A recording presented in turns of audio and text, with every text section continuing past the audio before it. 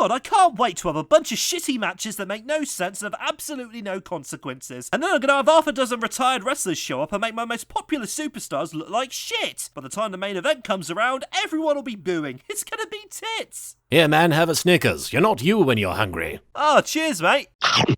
Back to my old self again. Okay, where was I? Oh yeah, Zack Ryder. Zack fucking Ryder! What a load of wank!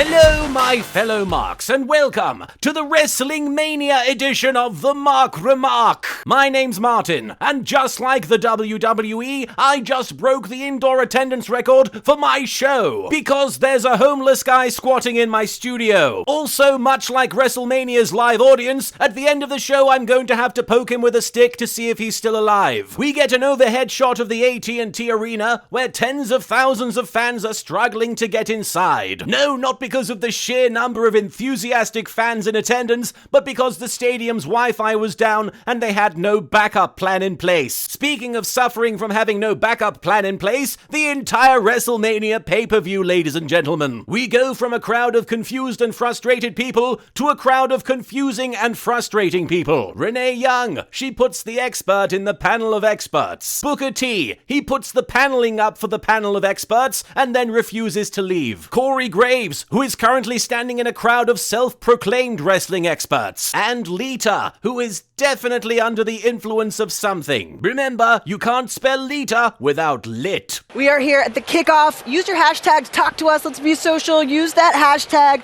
WMKickoff. Do you have a hashtag for this? Is there like some other kind of symbol we can do? WM hashtag. I'm sure that's not the only hash that Lita's familiar with, if you know what I'm talking about.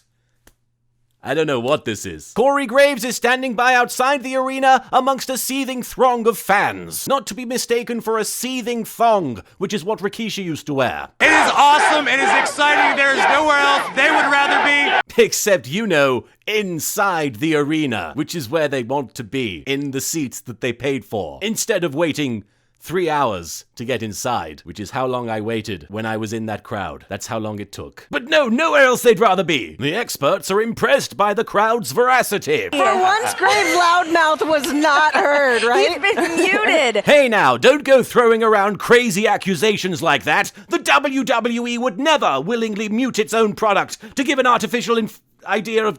Oh, you're talking about the crowd chanting over him. No, that checks out. Keep going. Tom Phillips has a date in the social media lounge, but don't worry, he's promised his mother he'll have her home by 9 p.m., which is about the same time that these people will actually get inside the arena. Corey Graves informs us that in Dallas, the AT&T Stadium is referred to as the Death Star. Don't be so proud of this technological terror you have constructed, Dallas. The ability to destroy several wrestlers' potential is insignificant next to the power of the forced push of Roman Reigns. The experts get us hyped up for the Kickoff show, featuring a commercial for Total Divas, the tag team equivalent of those unskippable ads that play before a YouTube video, and the prestigious US title match. Sorry, I mean the pretty egregious US title match. Lita explains the thorough research and development that goes into writing a WrestleMania feud. The procrastinator in me says I've got like an hour and a half to get it done. One of the 72 different WrestleMania themes this year is Goodbye June's Oh No, which also happens to be the reaction that most people had when they realized that a fight between a semi-retired businessman and an undead wizard was the most hype match on the WrestleMania card. The arena is still thoroughly empty as the AT&T officials try desperately to remember if their Wi-Fi password was boobies with the 2 O's being zeros or penis with the letter I replaced with a number 1. JoJo interviews Coco, who comes dangerously close to referencing my show. Then we have, Sin Cara. Did you know that Sin Cara in Spanish means no face? means no face in English. Did you know that? And there goes my boner. Kevin Owens learns that the best way to impress Vince McMahon is to think like Vince McMahon. What about Sami Zayn? Who's that? For some reason, the panel of experts starts hyping up the ladder match for the Intercontinental title from last year's WrestleMania. Guys, I get it. This WrestleMania doesn't have much going for it. But that doesn't mean you have to resort to referencing last year's... What's that? Oh, they're doing the exact same shit this year. And Zack Ryder's going to be involved. Zack Ryder, appearing on a WrestleMania pay-per-view. Okay, you're not just fucking lying, you're just being a dick. Booker T says a bunch of things. Kevin Owens, he's a two-time Intercontinental Champion. He won this title in a fatal 5-way, so now he's going into a fatal 6-way. Ah yes, a fatal 6-way that features 7 people. But being an expert, Booker T has quite rightly excluded Zack Ryder from the featured participants. Coincidentally, this is also how Booker convinced his wife to have a 3-way, by neglecting to mention that Zack Ryder would be involved. Lita dares to speak while Booker is talking. Ladder match is gonna... Good point that you bring up there with the numbers game already. Kevin Owens' experience. I wasn't meaning to step on you. I was agreeing with you for once okay. because But it's okay. Booker gets his own back when Lita attempts to express an opinion. everyone in there wants it. But I feel like Zack Ryder wants it just a little bit more. All right, well, the clock Zack Ryder. is ticking down to... Wow, Booker didn't just throw Zack Ryder under the bus. He reversed back over him multiple times so that he could run over him 5 times! 5 times! 5 times! 5 times! And yes, that was 4 times, but remember, it's Booker. The experts hype up the exclusive WrestleMania thrice-in-a-lifetime match featuring Chris Jericho versus AJ Styles, and the video package for this feud features Chris Jericho getting angry at people writing erotic fanfiction about the two of them. Y2AJ was something special, and he ruined it. And to add fuel to the fire, AJ made a mess of Chris Jericho's Animal Crossing town when he visited. You stupid idiot! You just kicked the hornet's nest. But no, seriously, it's a very intense feud, as illustrated by Booker's trademark highlight. Guys, we're talking about a rivalry. You know, I call this my shucky-ducky quack-quack moment of the night. Yes, nothing says bloody rivalry between two men who want to kill each other than the image of a cartoon duck with dreadlocks. These two guys right here, Jericho, AJ.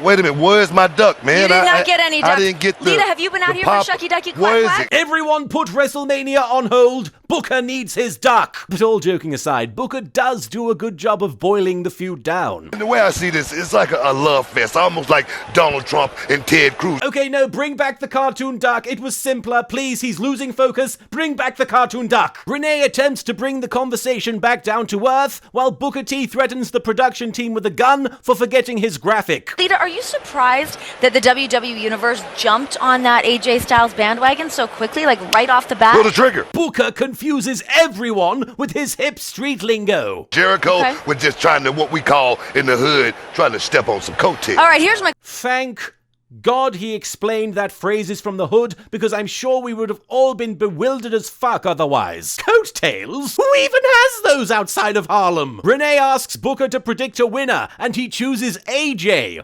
Why does he choose AJ? I'm going with AJ. We're on the same Got page the young for this legs, one, man. okay? He's got the young Same legs. page. Rest of him is old as fuck, but them legs, man. AJ may as well be Stacy fucking Keebler with them gams. His legs have the consistency of a baby's bottom. He's literally walking around on 2 baby bottoms instead of legs. It's a strange thing to behold. Corey Graves interviews a fan who is in the process of collapsing from heat stroke after having waited in the line. What are you looking forward to, sir? Man, I love it, man. Say it again. What are you looking forward to most?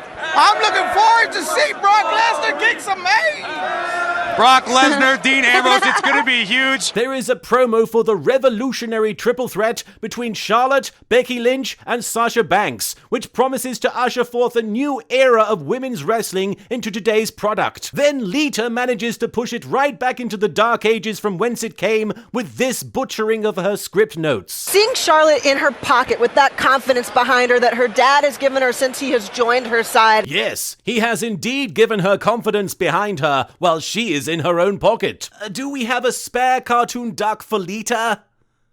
They're on back order, are they? What's that? Oh, they're on quack order.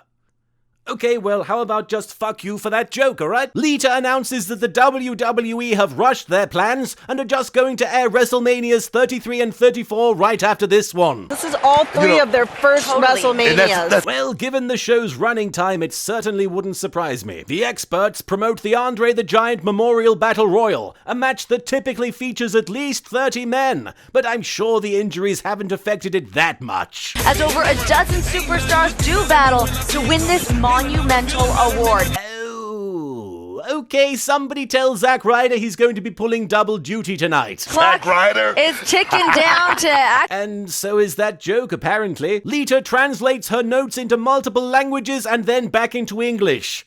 At least that would explain what happens next. For the third year, and Andre the Giant's big moment, of course, in WrestleMania 3. Yep. So whoever wins tonight will have a big shoes to fill in their tall order. Lita MR being good expert panelist with her confidence in her pocket behind her with her tall order in WrestleMania. Booker explains that in order to win a battle royal, you have to have luck on your side as well as the wrestling gods. Yes, let us not forget the pantheon of wrestling gods. Zeus, Perry Saturn, Apollo Crews, and Mick Foley. Mick gets bonus points because he's both a god and Santa Claus. The experts hype up the League of Nations versus New Day feud, saying that it started a month ago on Raw. Yes, let's try to avoid acknowledging that this intense WrestleMania feud came about during a shitty plug segment for the Edge and Christian show that reeks of something. Booker provides insightful commentary on both teams' embittered history. It was just last month on Raw that New Day ran into an angry nation. Yeah, the thing is And then he once again confuses everybody with his jive talk. they call it an attack, but in the hood, we call this a beatdown. Yeah, that's a word we don't hear very often in pro wrestling, so it's a good thing you clarified its definition. Beatdowns and coattails? The hood sounds like a baffling place to live. The expert panel gets us excited for the Dean Ambrose versus Brock Lesnar no-holds-barred street fight, and the video package for this match features quotes from the Book of Revelation, suggesting that this match has world-ending implications. Could be worse, they could have just taken a quotation from the Book of Romans, which is just a long series of nursery rhymes and tater tot recipes. Tom Phillips almost makes it with a woman, but unfortunately for him, his parents have hired the best chaperone that money can buy. Paul Heyman, who is such a good chaperone that even his own company never scored. Back at the expert panel, Lita is genuinely impressed by how prepared Paul Heyman was to answer questions in a scheduled interview. Yes, preparation. What a novel concept. Probably something you should have done so that you weren't staring at your notes for half the kickoff show. Corey Graves shows us what it's like to be a WWE superstar at WrestleMania by walking us out onto the stage. Sadly, due to all the empty seats, it's more akin to knowing what it would be like to be a wrestler in TNA. Second in the quadrilogy of WrestleMania themes this year is Flo Rida's My House. Sadly, Flo Rida did not make his scheduled appearance to sing live this year. Sources suggest that he was too busy getting the shit kicked out of him by a certain gorgeous angelic diva while screaming, "This is actually my house." The Hall of Fame ceremony featured many legendary inductees, including Sting, who definitively announced his retirement. Definitely. Maybe. Sorta. I am officially going to retire tonight. This isn't goodbye, it's just see you later. Can't get much clearer than that. At ringside, the dream team of Jerry Lawler, Mauro Ranallo, and Byron Saxton are on commentary. Dream team in the sense that an hour from now, we'll all have to wake up and listen to Michael Cole and JBL screaming about WrestleMania moments. Rye Bread takes on Calypso in a US title match. A title belt elevated so highly by John Cena last year that it is being defended in the first hour of a 2-hour kickoff show. It's the kickoff show for the kickoff show. Wrestling stuff confuses and annoys Jerry Lawler. Near fall with that modified Michinoku driver by Ryback.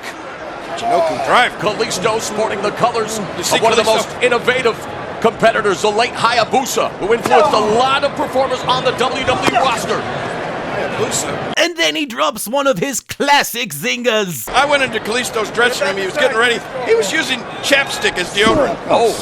The fuck were you doing in his dressing room? Kalisto gets the pin and retains his title in a hard-fought match that most of the audience couldn't see because they were stuck outside waiting to get in. Let's go live now to the crowd of people in line and hear their thoughts. At this point, we're about stage 5 Stockholm Syndrome. We'll cheer for Roman Reigns if they let us in. At this point, we'll do that. Let us in! Let us in! Let us in! Let us in! Technical difficulties aren't enough to throw off a seasoned panel of veteran experts. They are enough to throw off these doofuses, though. You lose everything.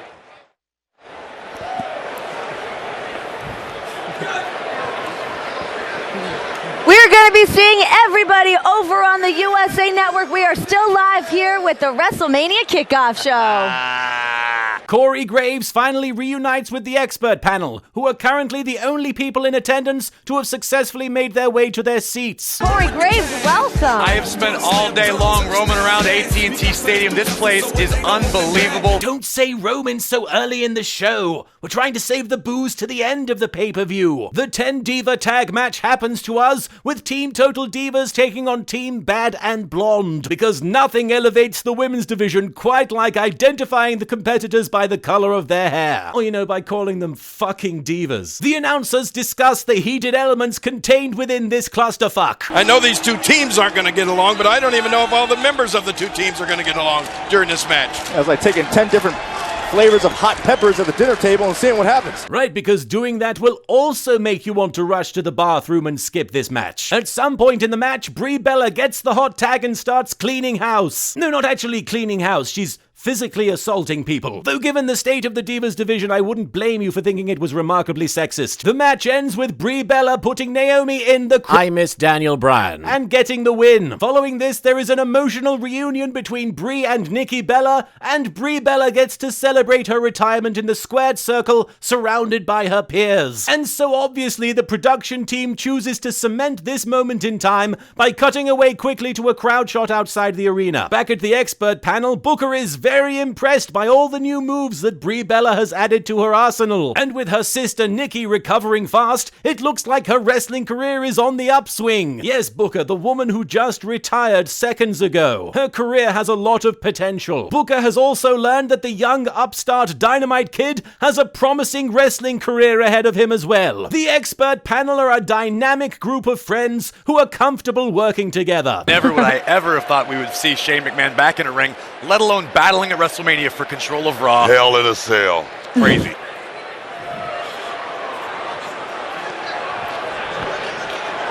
It's like they all fucked last night, but they're all too embarrassed to be the one to bring it up. The third song on Vince McMahon's Spotify playlist is Hello Friday by Flo Rida featuring Jason Derulo. A song presumably inspired by the day you should have started lining up if you wanted a chance to get to your WrestleMania seats in a timely fashion.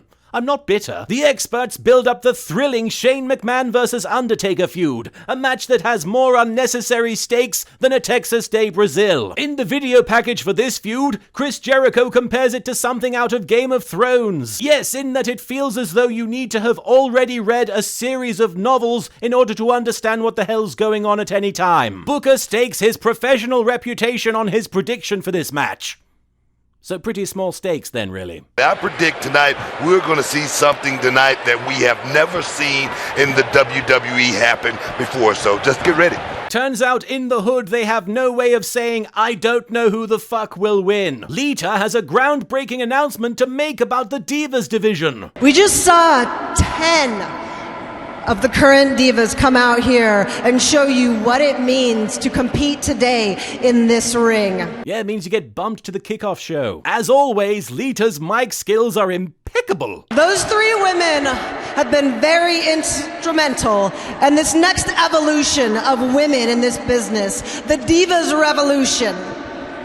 WWE Hall of Famer Lita there, having what we can only assume is some sort of aneurysm. In a surprisingly forward-thinking turn of events, the WWE has decided to do away with the old Divas moniker and will instead rebrand the entire division. Now, no longer will female WWE wrestlers be saddled with the patronizing term diva. Instead, Vince McMahon has given them a name more in keeping with how he respects women in these modern times. Yes, the Divas division will henceforth henceforth be known as the WWE Big Titted Bitch Division. Tonight, the winner of the triple threat will be the recipient of the first ever WWE Women's Championship. Right. Because we never, ever had a WWE Women's Champion before, even though you literally just inducted one of them into the WWE Hall of Fame yesterday. In keeping with the rebranding of the Divas division, the traditional Divas match Piss Break shall now be known as the Urinal Excursion. All joking aside, Booker T does a great job of reinforcing how important this new women's division is, not just for women's wrestling, but for women everywhere. I mean, Diva's nothing